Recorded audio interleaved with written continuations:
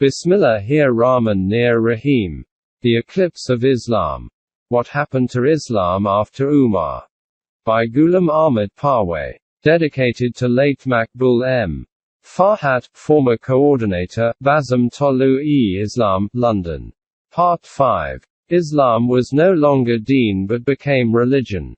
The belief that beyond Quran, knowledge can be acquired directly from God, not only resulted in the fabrication of traditions but also they got the status of deen. Consequently, Islam no longer remained deen but it turned into religion. We explained the difference between deen and religion in the third chapter. Briefly, deen can become a practical system in its independent state. An independent state means a state which is ruled in accordance with the laws, commands, principles and values of Quran, of God. If such a state does not exist, then deen does not flourish and it turns into religion. In religion, fundamentals of deen take the shape of rituals, which do not produce the results as desired by the deen. By performing these rituals one is happy or has an illusion that he is fulfilling the commands of God. The meanings of the verse Istaklaf fil ard have been changed. The following verse of Surah Nur is the most prominent Quranic verse about the establishment of an independent Islamic state. Allah has promised, to those among you who believe and work righteous deeds, that He will, of a surety, grant them in the land, inheritance of power, as He granted it to those before them. That He will establish in authority their religion, the one which He has chosen for them. And that He will change their state, after the fear in which they lived, to one of security and peace. 24:55. It is clear from this verse that the establishment of an independent government is a mandatory result of the firm belief and good deeds. And deen can be established only in this way. This means that deen cannot be established without the establishment of our Muslims' own government. But we have seen that the establishment of government is not necessary for imamah. History shows that, with the exception of Ali, not a single imam had power. Government. To overcome this difficulty, it was said that in this verse, istaklaf means spiritual imamah and not worldly power. According to Al-Kafi, Imam Abu Jafar said, "First of all God created Shab Qadar, in which first He created the Prophet and the Wasi. God's wisdom made this a yearly occurrence in which all events of the coming year were registered. Whoever will deny this will deny the knowledge of God, because prophets and Muhaddis tell people what they receive from God. Jibril brings this information during that night. I asked, do Jibril and other angels visit Muhaddis and others? He said, there is no doubt about the prophets. Besides this, since the beginning of the universe until the end, a representative of God will remain on earth.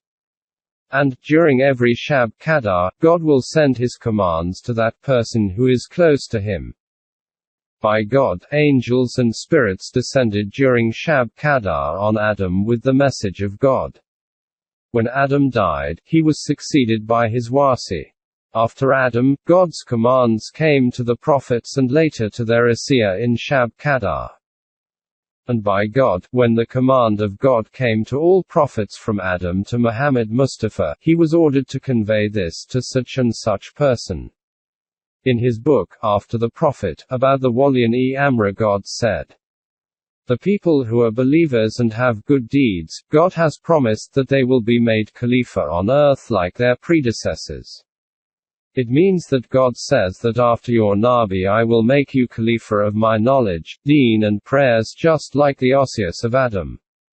Then He sent the last prophet so that nobody is worshipped except him. He said, I should be worshipped with faith. No prophet will come after Muhammad. So those who say contrary to this are disobedient of Allah. So, after Muhammad, God has given access of knowledge to Waliyan-e-Amra. Ash-Shafi, Volume 1, p. 284-85. Not only that, in other traditions of al-Kafi, desire of power and government is called a path of destruction.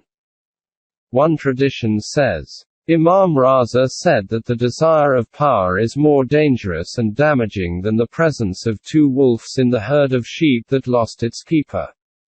Opening parenthesis. Ash-Shafi, Volume 2, p. 316. Another tradition says, Hazrat Abu Abdullah said that whoever wished for state and government power is destroyed. Ibad. Separation of religion and politics. With this belief, the worldly government and spiritual state were declared as two separate domains. But the worldly government was condemned. This separation of religion and politics based on the concept of imama was not confined to Shias but also penetrated the Sunnis. The monarchy had already become hereditary under the influence of the belief in hereditary imama.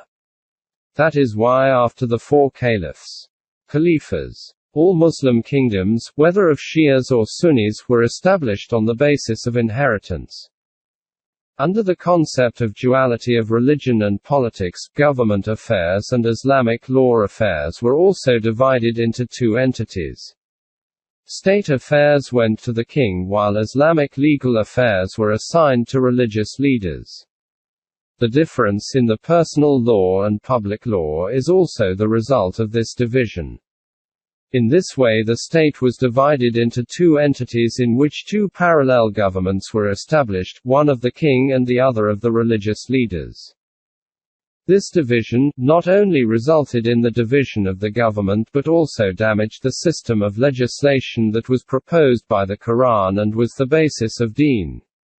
Legislative principle of the Quranic political system was that the Ummah with consultation and within the limits of Quranic commands and principles should make laws according to the need of the time.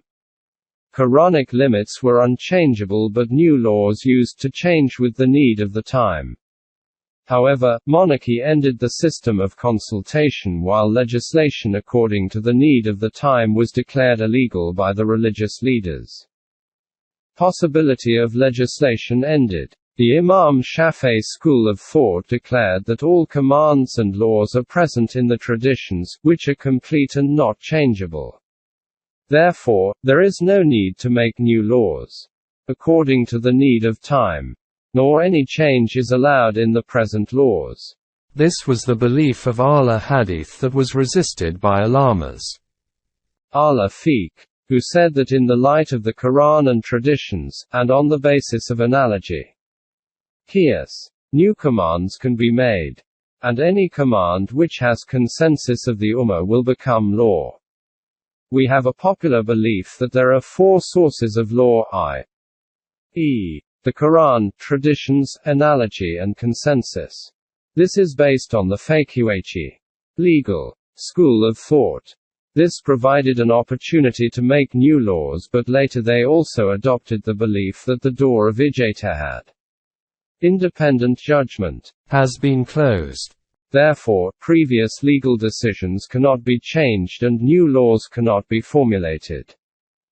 Ahl Hadith believed that when there is a conflict between the Quran and Hadith, then the command of tradition will prevail because tradition supersedes the Quran and can even abrogate a Quranic command. This belief was adopted by the followers of the four Sunni schools of thoughts, Hanafi, Shafi'i, Hanbali and Maliki.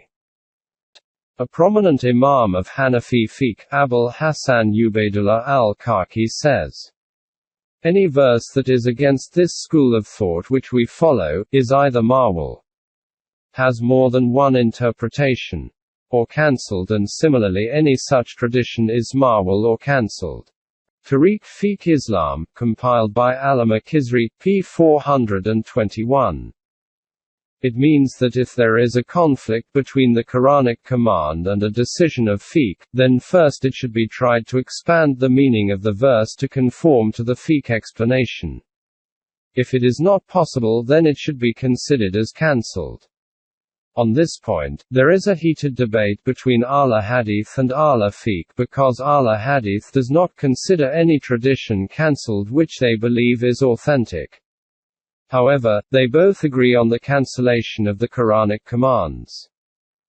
At the present moment, the Ummah is divided into these sects, i.e., Shia and Sunni. In Sunnis we have Ahl Hadith, and Ahl Fiqh, while Ahl Fiqh is divided into Hanafi, Shafi'i, Hanbali and Maliki Fiqh or schools of thoughts. All these sects recognize traditions or the decision of imams as authority in Deen. The Quran is now used only for recitation or blessing.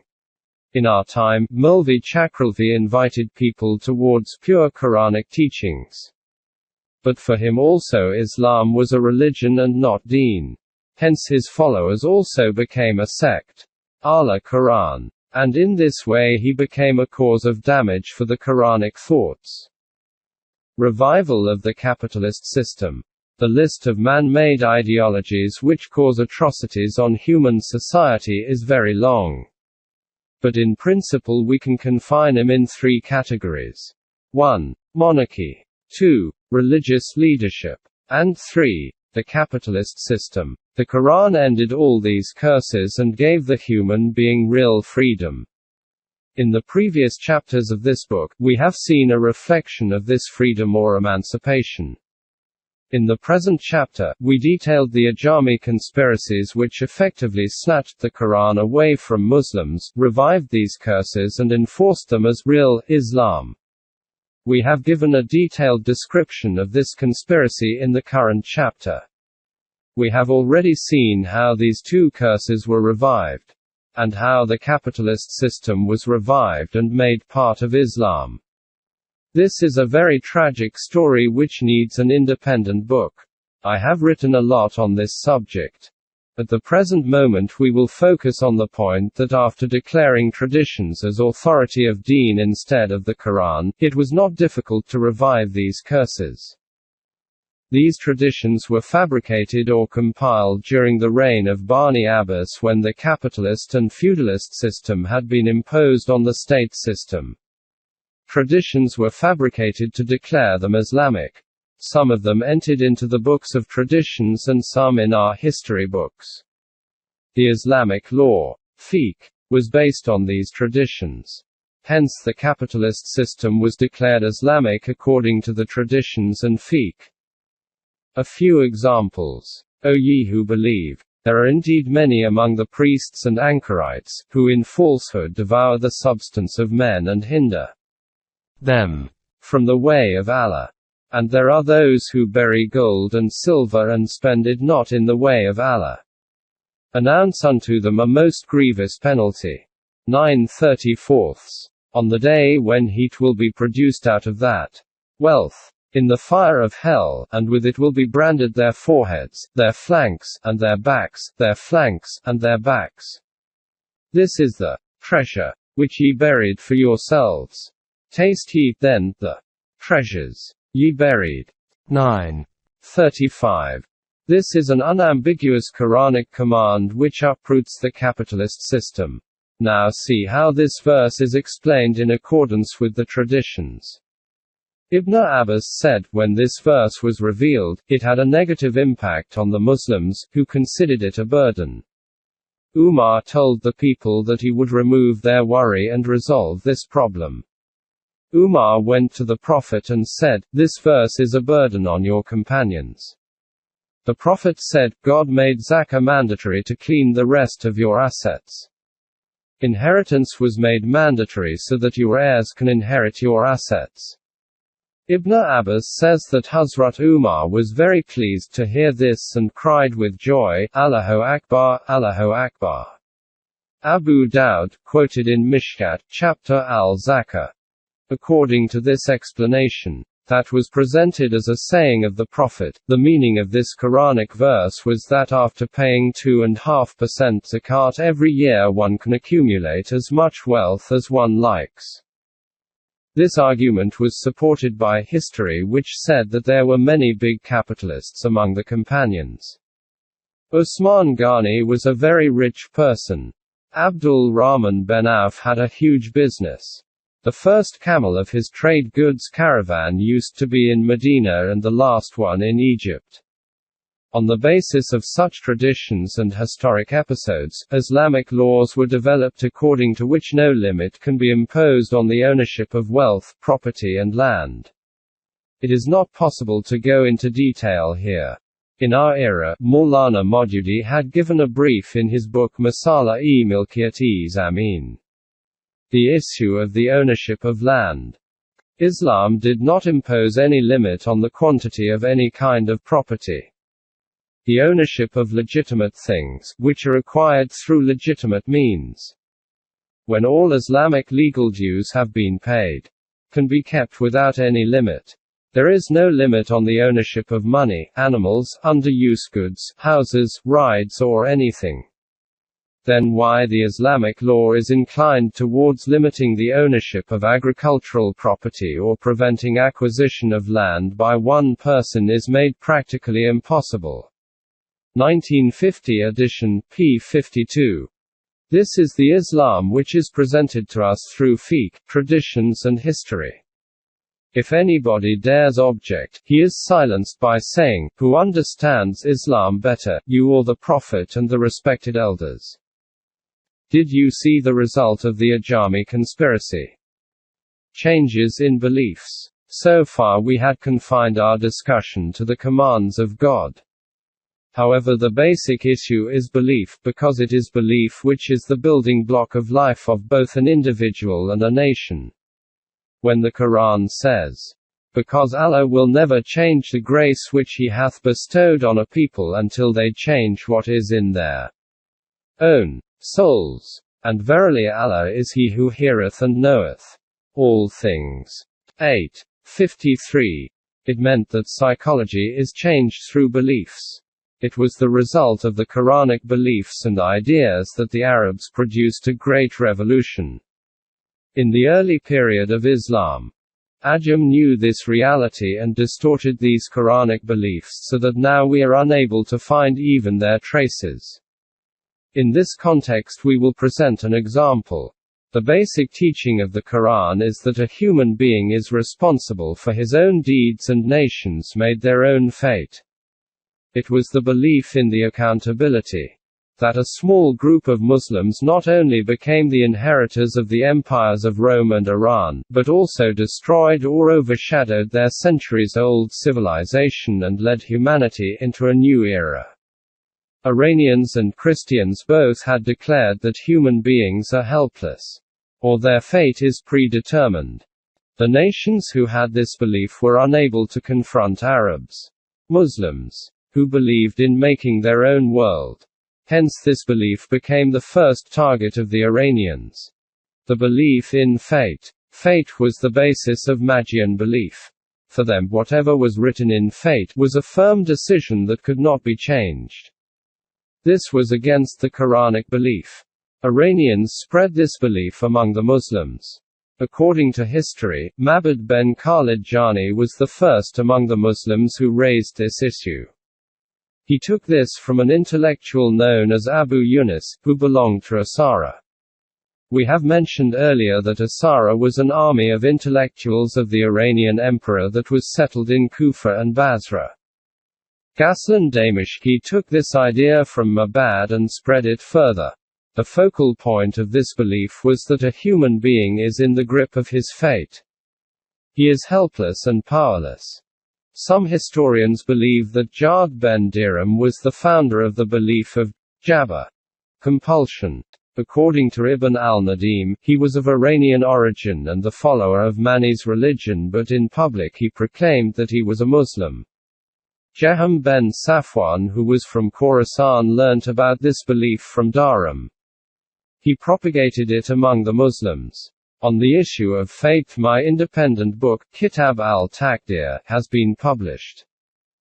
The first sect that appeared among Muslims, without any distinction of Shia or Sunni, was the Jabriya, or Qadriya, sect. This belief is contrary to the Quranic belief of accountability of one's deeds. Now the question arises, how a belief that was quite against the basic belief of the Quran became popular among the Muslims. Traditions about fate. In the light of the discussion in the previous pages, we can find an answer to this obviously difficult question very easily. Traditions were fabricated in support of this belief. After that, it was not difficult to declare it as an Islamic belief. In this respect, we will reproduce a few traditions from the chapter on destiny in Mishkat, which is considered as an authentic collection of traditions. 1. Hazrat Abdullah ben Umar relates that the Prophet said, God wrote the destiny of its creatures 50,000 years before the creation of sky and earth and when his throne was on water. Muslim. 2. Hazrat Umar quoted the Prophet as saying, that everything depends on fate, even wisdom and foolishness also depend on that. Muslim. 3. Hazrat Ali relates that there is no one amongst you whose destiny has not been written, if he will go to hell or heaven. Bukhari and Muslim. 4. Hazrat Abu Huraira says that the Prophet said if God has written some adultery in one's fate, that man will commit that. Bukhari and Muslim. Moreover, the Prophet said that God created Adam and then touched the back of Adam with his right hand, produced descendants and said, I have produced them for heaven and they will do the deeds of heavenly people. Then again God touched the back of Adam with his right hand, produced descendants and said that I produced them for hell and they will do the deeds of the people of hell. After hearing this, one person asked the Prophet, what is the use of good deeds? The Prophet said, when God creates somebody for paradise, so he guides him to do the deeds of the people of paradise, and sends him to paradise for his deeds. Similarly, when God creates someone for hell, he guides him to do the deeds of the people of hell, and he is sent to hell for his deeds. From Malik, Tirmizi, Daud. 5. Hazrat Abdullah ben Omar relates that once the Prophet came holding two books in his hands. He addressed the people and said, do you know what these books are?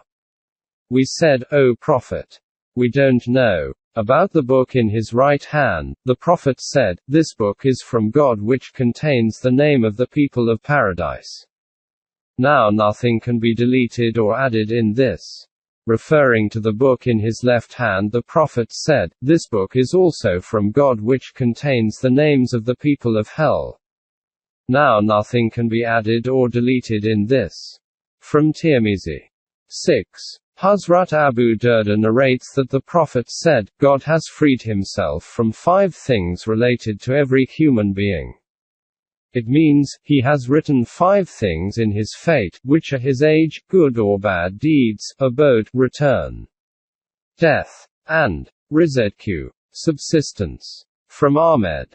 Obviously, when someone will think over such traditions in the light of clear teachings of Quran and knowledge, many questions will be raised in his mind and he will seek a satisfactory answer of these questions.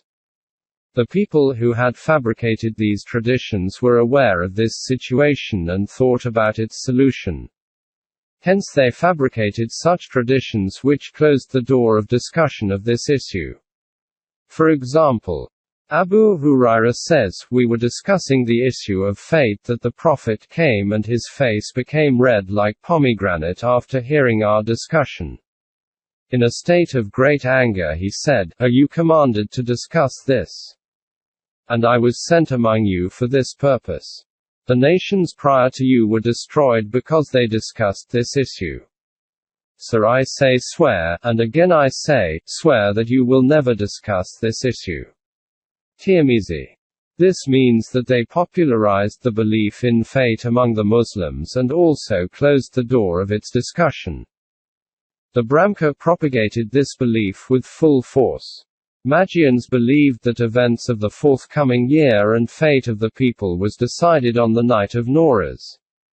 Brahmka introduced this as a Muslim belief with the name of Shab-e-Barat, the night of fate. Fireworks at Shab-e-Barat refresh the memories of the flames of Zoroastrian temples. Shias believe that Shab-e-Qadar is the night when fates are decided by God. According to Al-Kafi, Imam Abu Jafar said, First of all God created Shab Qadar, in which first he created the Prophet and the Wasi. God's wisdom made this a yearly occurrence in which all events of the coming year were registered. Whoever will deny this, he will deny the knowledge of God, because prophets and Muhaddis tell people what they receive from God. Jibreel brings this information during that night. Ash-Shafi, Volume 1, p. 284-85. In this tradition, the part which says, "Who denies this, he denies the knowledge of God," is very significant. According to the Quran, there are 5 pillars of faith: God, angels, prophets, divine books, and the Day of Judgment. These pillars are mentioned in the Quran. One becomes a Muslim by accepting them and a non-believer if one rejects them. But now you know that the pillars of Islam are 6 and not 5. I believe in God, His books, His prophets, and that good deeds and bad deeds, and good and evil had been determined by God, and life after death. This means that 5 pillars of faith were commanded by God, while one was added later. Now no one can become Muslim if he does not believe in fate. As usual, this addition was done according to traditions. For example, Ali narrated that the Prophet said, "A person cannot become Momin unless he has faith in 4 things." Opening parenthesis. 1. Gives witness that there is no one worth worshipping except God. I am his prophet, God sent me with haqq. 2. Death is reality. 3. Believes in resurrection after death, and 4. Believes in fate. From Tirmizi. In this way, the belief in fate became a pillar of faith, i.e., the belief that profit, loss, grief and happiness, health and sickness, wealth and poverty, honor and dishonor, good and evil, even at the national level, rise and fall, their life and death, victory and defeat, subjugation and rulership, are all predestined by God. Human efforts cannot bring any change in them, only that will happen which is the will of God. You do research to know the causes of the decline of the Ummah. Special committees are appointed, commissions are formed, but there is no need of all this research, because the belief in fate is enough to know the cause of the destruction of nations. A Jami conspiracy made this energetic nation a heap of dust by propagating this belief among the Muslims and making it a pillar of faith. The angle of thought is so deviated that if somebody says that this 6th pillar of faith is an addition in Quran and against its fundamental teachings, the whole community rises to kill him. Just think over, with this belief as a pillar of faith, will this nation be able to rise again on its feet ever? One meaning of fate was explained by Umar. See chapter 4 of this book. And the other meaning was given by the Ajami conspiracy. The meaning given by Farooq, that was in accordance with the Quran, was declared kufr, but Ajami meanings became a pillar of Muslim faith. This is how the Ajamis took revenge from the Muslims.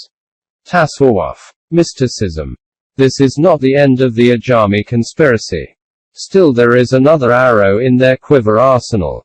Wisdom, knowledge and expertise all collapsed in front of this arrow, which proved the last nail in the coffin of Islam.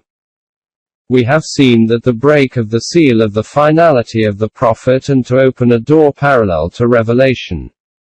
Through Muhaddis. The concept of Muhaddis was presented, but this was confined to the Imams of Shias. Hence this belief was confined to that sect.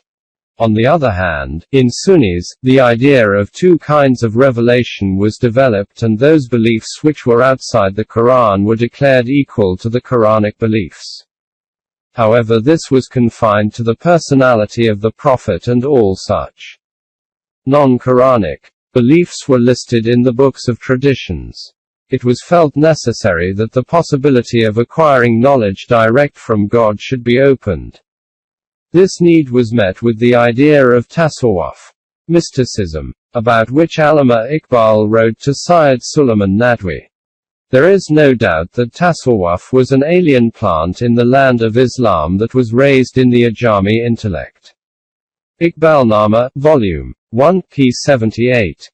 It is said that the first person in Islam who became famous as Sufi was a resident of Kufa. His name was Abul Hashem Osman ben Sharik, who died in a hermit near Ramla in 106 AH. The basic belief of tasawwuf is that a human being can attain such a status through intensive prayers that he can directly communicate with God. It is apparent that Shias cannot subscribe to this idea of tasawwuf because they limit this communication with God to the God-appointed imams. Hence they opposed the Sufis. However, it is ironic that all Sufi houses, with the exception of Naqshbandiya, trace their lineage to Ali through these Shia imams. Ali is considered the chief Sufi. Wali. For them the status of wilaya is higher than Khilafah. Not only that, the Sufis believes that only the Ahl Bayt can attain the higher status in tasawwuf. Ibn Arabi writes in Fatuhat-e-Makkiyah that the chief Sufi is always from Ahl Bayt. Other Sufis who do not agree with this idea believe that the chief of the Sufi chiefs, Kitab al-Aktab, is always from Ahl Bayt. Tahqiq-e-Syed wa Sadat, Mahmud Ahmed Abbasi, p. 219. Sheikh Akbar Ibn Arabi. Shias believed in the idea of muhaddas, which meant that imams get knowledge from the same fountain of divine knowledge from which the Prophet got revelation. The people who believe in tasawwuf have similar views. Grand Sufi Mohiuddin ibn Arabi, who is called the Great Sheikh, writes in his well-known book Fahuzul Hukem. Sufis get knowledge from the same source from which the Prophet got. About the traditions he says, no tradition is free from the error of meaning and personal understanding. Hence Sufis directly ask the Prophet about that. Although Sufis are under the prophets but both get revelations, though the vicegerents of the Prophet, i.e., the Sufis, cannot step outside the circle of the Islamic laws, Shariat. But there is a critical point which only people like us can understand. Arbab-e-Shariat are those who give command in accordance with the Quran and traditions. When they don't find a clear answer in the Quran and traditions, they rely on analogy and interpretation. Ijtihad. But this interpretation is based on Quran and traditions. However, among us, there are people who take this interpretation or knowledge from God through divine inspiration, kashf, and revelation, hence the divine inspiration, kashf, to them and revelation to the Prophet are the same. This is the reason that when the Prophet passed away, he did not appoint anybody his successor because he knew that there will be many people in his ummah who will take Khilafah from God and will become vicegerent of God. God gives this vicegerent the same religious commands and knowledge which he gave to the prophets. Letters to Salim, Vil. 3 p. 42-44. Researchers believe that Ibn Arabi was influenced by the ideas and beliefs of Ikhwan-e-Safa, which was a group of authors who followed the Ismaili school of thought. The group wrote several pamphlets anonymously. Their teachings became popular in Africa and Andalus, Spain, through the writings of Muhammad Abul Qasim Andalusi, died in 395 AH. Therefore researchers believe that Ibn Arabi was influenced by their philosophy. The picture of Sufism that we see in his writings is apparently a reflection of the teachings of Ikhwan-e-Safa. Mazhab-i Batni Talim by Mirza Muhammad Saeed. Sufism is against the teachings of the Quran. Sufis call their knowledge a divine inspiration, kashf and ilm. Like the word mazhab, we do not find these words in the Quran. Nor the words tasawwuf or Sufi are there. You have noticed that in wahi and kashaf or ilm, the difference is of wording but their meanings are the same, i.e., access to knowledge directly from God. The beliefs and ideas which Sufis presented are contrary to the teachings of Islam. For example, 1. Ahman and Yazdan was the basic concept of Mazdaism, which meant a continued struggle between good and evil. Sufis say that the human being is separated from the spirit of God and stranded in the material swamp. Material is evil while the spirit of God is good. Now there is a struggle between material and spirit. The object of human life is that the human body pulls itself out of this material swamp and unites with its origin. A logical result of this belief was that the worldly affairs were considered hateful.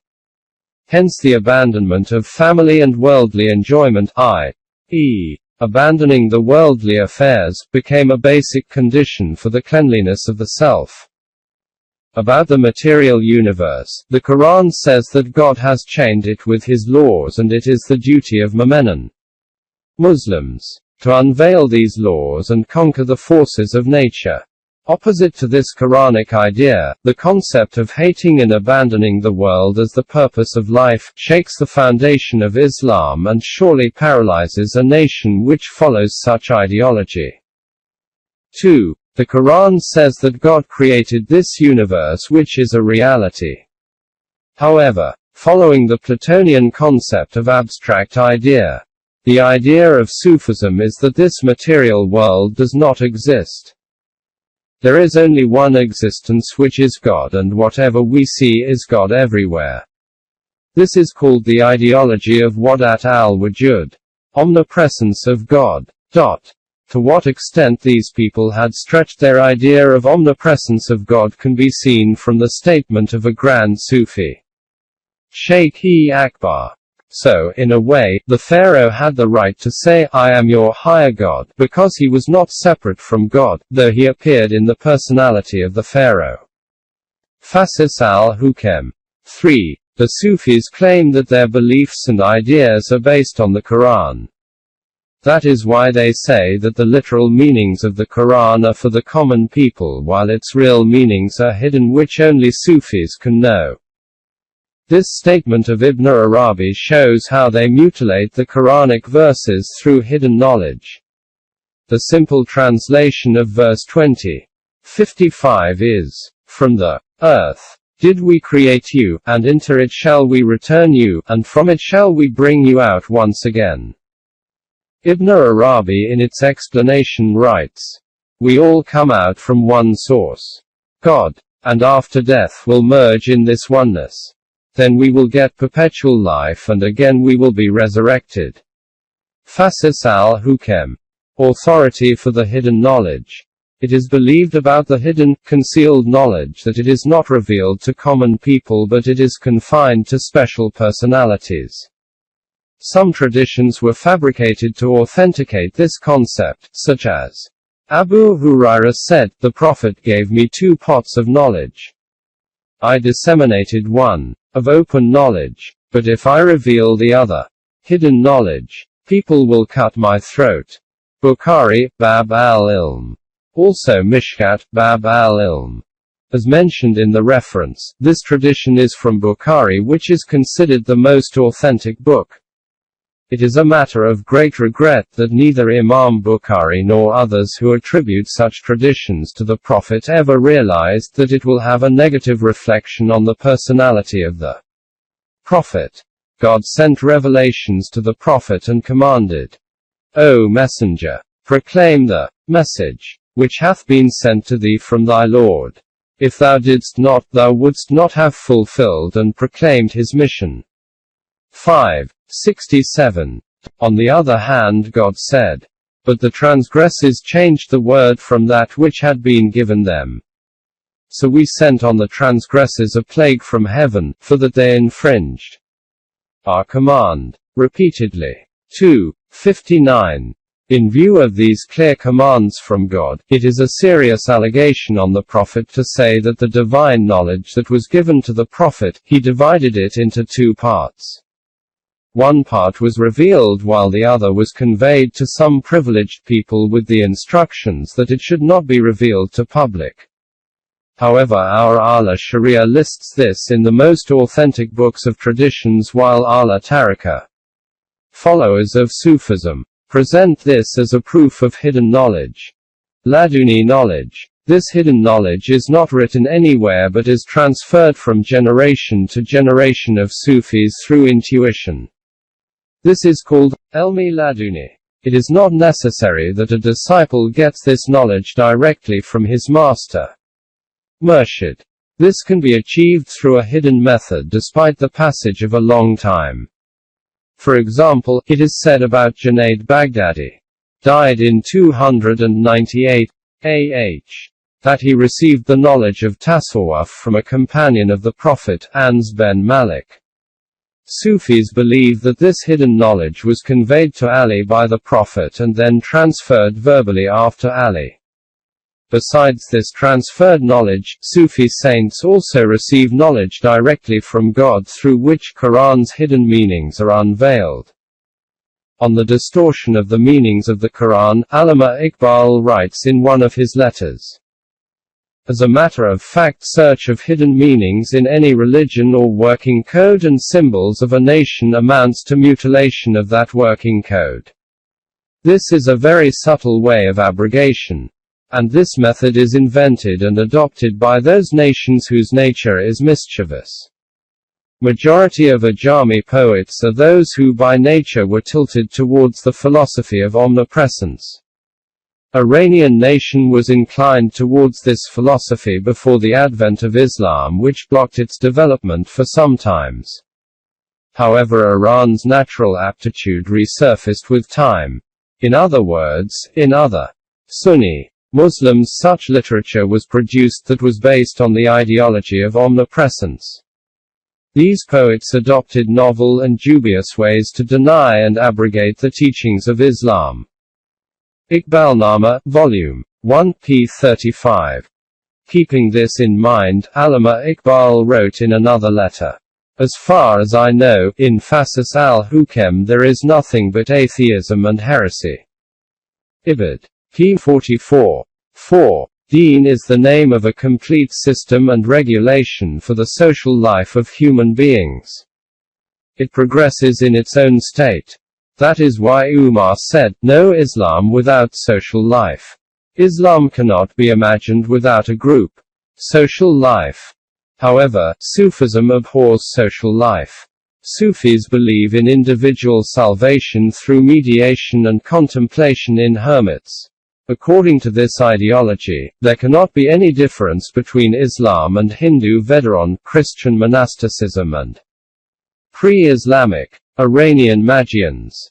Opposition to jihad. Islam describes life as a constant struggle, and the final shape of this struggle is when a group of Muslims comes out for war to resist tyranny and oppression. When they return victorious, they're called Ghazi, and the people who lose their lives are eligible for perpetual life. There is no better deed in Islam than jihad. But Sufism calls this jihad a minor jihad, but calls the abandoning of society and exercising self-control as major jihad. Not only that, they see the armed jihad with contempt. In this respect they have a popular stanza.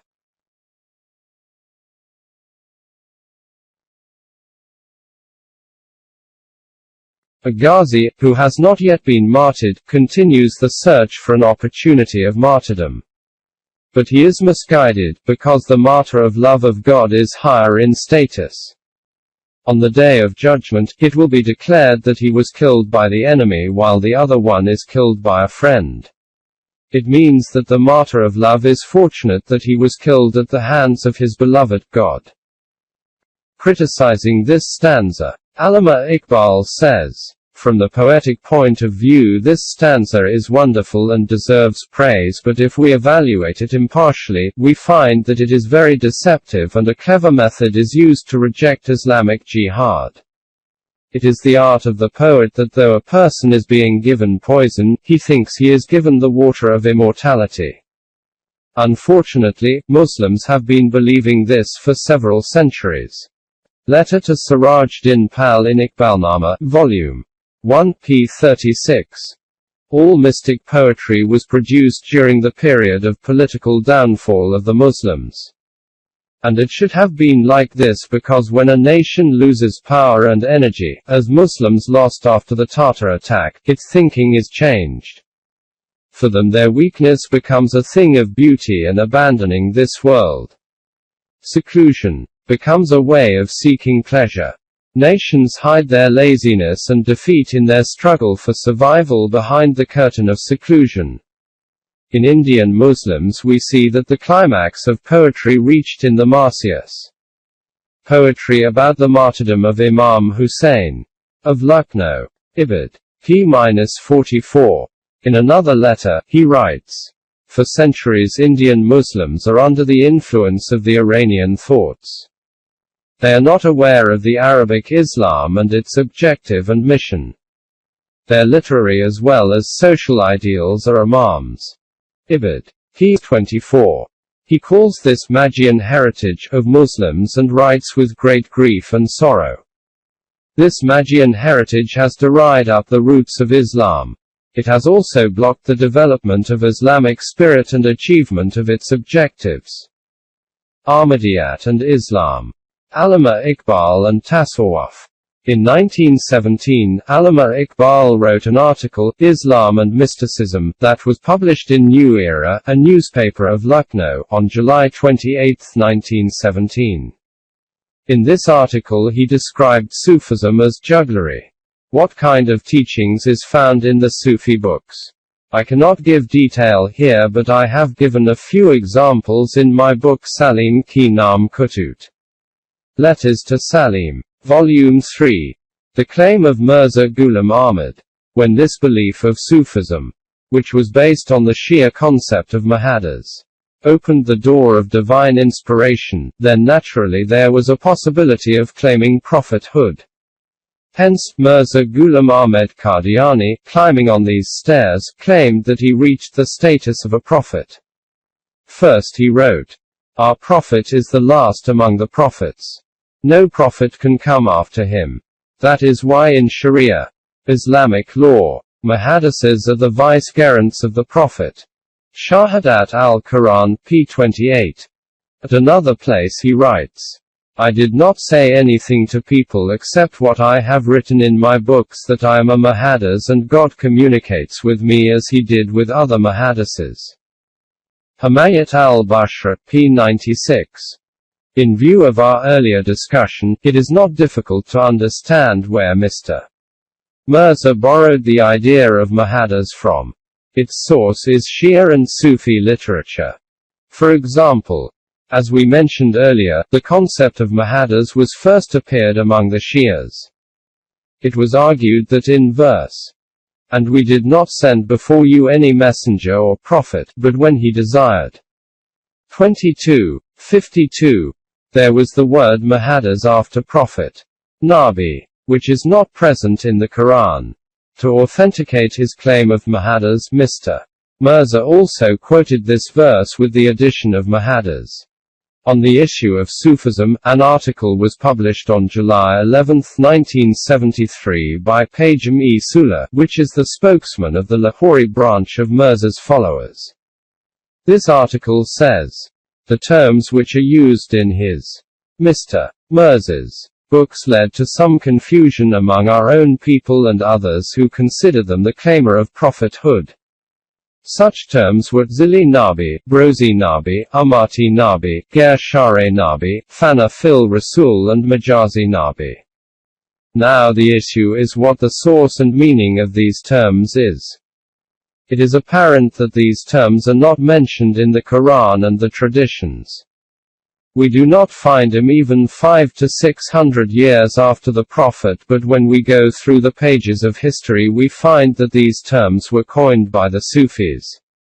This is the bias of their claim. After that, when, according to him, he received God's messages, he writes, "I swear by God that I believe in these Ilm messages in the same way as I believe in the Quran and other divine books." I consider Quran as the word of God, and similarly I consider the divine messages revealed to me as God's messages. Hakikat al-Wahi. The reality of revelation. P. 211. His son and his first Khalifa said, remember that when a new prophet comes, then the knowledge, teachings, of the previous prophet also comes through him and not directly. The new prophet becomes a channel for the previous prophet. A wall is erected around the old prophet, thus nothing can be seen except through the new prophet. Therefore, there is no Quran except that one which is presented by the reincarnated Masih Maw'id. And there is no tradition except that is seen through the prism of Masih Maw'id. Akbar al-Fazl, Qadian, July 15, 1924. And, do you know the major quality for which God had chosen Mr. Mirza for this office? The last truth was appeared in the solitude of Qadian by God, and he talked to Masih Maw'id, who was of Iranian origin. Ibid. February 3, 1935. Coincidentally, Mirza Ali Muhammad Bab and Bahauddin were also from Iran, and the deed was to cancel the command of jihad. Do you see where his lineage is linked? The biggest achievement of this God-appointed prophet was that he cancelled the command of jihad. The intensity of jihad, i.e., the religious wars, was gradually reduced by God. During the era of Hazrat Musa, people were killed even for the belief in God, even suckling infants were killed, and then during the period of our prophet, killing of children and old people and women was banned. Therefore certain nations only paid jizya, poll tax, instead of accepting Islam, faith that was considered as a way of salvation. And then Masih Maw'id completely banned jihad. Arba'in, number 4, p. 15, notation by Mirza Ghulam Ahmed Rabbani. From today the human jihad through sword is banned by the command of God. Now, anybody who raises a sword against an infidel and calls himself Ghazi, disobeys the Prophet who said 1,300 years ago that after the appearance of Masih Maw'id all jihad with the sword will be banned. There is no jihad with the sword after my appearance. We raise the white flag of faith and reconciliation. Qadiani Madhab, p. 296. Gist of the Persian conspiracy. This was a brief introduction of the conspiracy through which the Iranians not only took revenge from the Arabs for the defeat, but also uprooted the foundations of Islam. Allama Iqbal summed up all this discussion in one sentence. The result of the vanquish of Iran was not that Iran accepted Islam, but Islam was painted in the Iranian color. New Era, July 28, 1917. This is the Persian Islam, i.e., Magian heritage, which is being practiced since centuries ago. It does not distinguish Shia or Sunni or Ahl Hadith or Ahl Fiqh or Arbab-e Sharia or Ashab-e Tariqa. All are painted in the same color. And the result is, the magic of this conspiracy is that our religious leaders are in a constant violent dispute over the principles and minute details of Islam and issue fatwa of infidelity against anybody who says, appraise yourself in the mirror of Quran. Your present condition has been rotten and you should escape from yourself. Weigh your character in the balance of Quran and instigate the old era revolutions.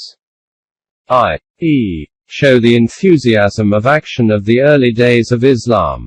All Allamas are united in vehemently opposing such person. What is the solution? Now the question how this Ajami conspiracy can be countered and how Islam can be salvaged from this wreckage. Allama Iqbal believes that it is definitely possible. The only condition is that the Islamic world moves forward in this direction with the spirit of Hazrat Umar, who was the first critique and freedom-loving heart of Islam, who dared to say during the last days of the Prophet, for as the Book of God is enough. Qutbat Iqbal. This is also my wish and mission of life. This book is the latest contribution in my humble efforts in that respect. Tolui Islam Trust 25B, Gulberg 2, Lahore, Pakistan. Tolui Islam@gmail.com